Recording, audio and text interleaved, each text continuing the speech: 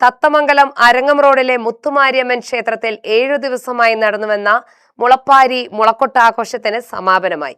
കാർഷിക സമൃദ്ധിക്കും മഴയ്ക്കും വേണ്ടി കർക്കിടക മാസത്തിൽ നടത്തിവരുന്ന ആചാര അനുഷ്ഠാനങ്ങളുടെ ഭാഗമായ ആഘോഷത്തിൽ നിരവധി ഭക്തജനങ്ങളും ദേശവാസികളും പങ്കെടുത്തു.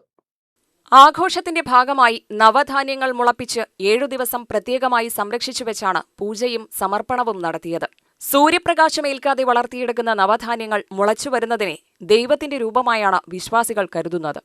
7-ാം ദിവസമാകുമ്പോഴേക്കും മുളച്ചു പടർന്നു പന്തലിച്ച മുളപ്പാരി ആദ്യമായി സൂര്യപ്രകാശം കാണുന്നതാണ് ചടങ്ങുകളിലെ പ്രധാന പ്രത്യേകത. 7 ദിവസവും മുളക്കോട്ട് പാട്ടും വിവിധ കളികളും ആഘോഷത്തിന്റെ ഭാഗമായി നടന്നു.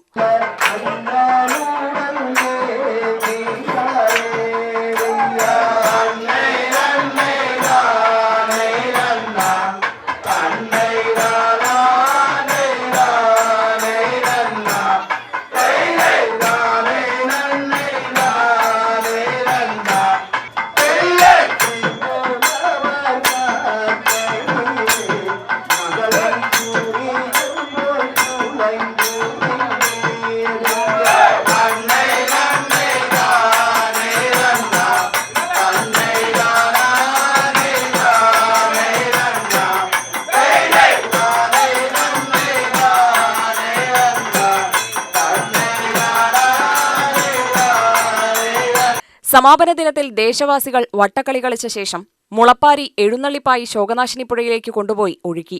ഭക്തി നിർഭരമായ അന്തരീക്ഷത്തിലായിരുന്നു എഴുന്നള്ളിപ്പ്. കൃഷിയുമായി അടുത്ത ബന്ധമുള്ള ആചാരമാണ് മുളപ്പാരി മുളക്കൊട്ട് ആഘോഷം.